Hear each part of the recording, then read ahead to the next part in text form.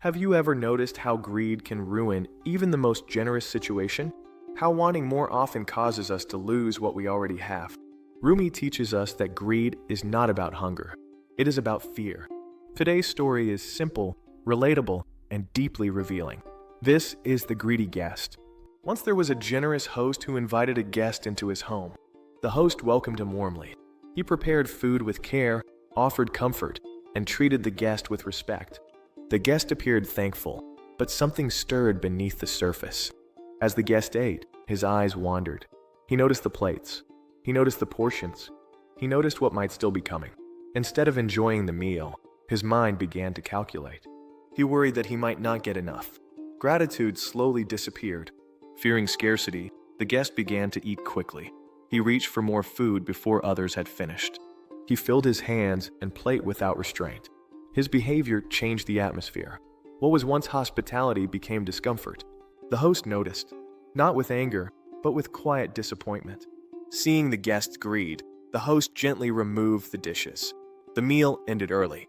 The guest, who feared having too little, ended up with less than everyone else. Rumi pauses the story to offer a clear teaching. Greed shortens generosity. Fear dries up abundance. The guest was not deprived by the host. He was deprived by his own behavior. The host represents life or divine generosity. The guest represents the anxious ego. The food represents blessings. When we trust, blessings flow. When we grasp, they retreat.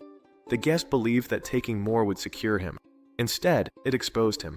Greed announces fear. Fear invites loss. Rumi shows us that greed is self-defeating. This story appears everywhere. In relationships, where one person demands too much. In work, where ambition ignores balance. In spirituality, where people want results without patience.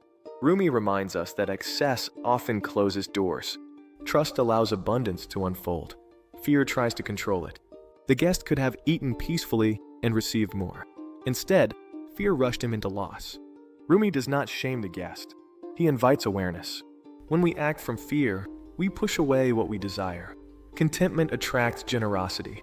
Greed repels it. This story leaves us with a gentle reflection. Are we guests in life who trust the table? Or are we afraid that the meal will end too soon? What we take too quickly is often taken away. This story reminds us that greed often comes from fear, not need. It teaches us that trust creates space for abundance. It encourages us to slow down and receive with gratitude. It shows us that generosity flows toward those who respect it. If this story made you reflect on your own habits, please like this video so others can find it. Share your thoughts in the comments. Your insight may help someone else grow. Subscribe to the channel to support the channel and continue exploring these timeless teachings together. Thank you for listening. May your heart remain trusting and your hands gentle.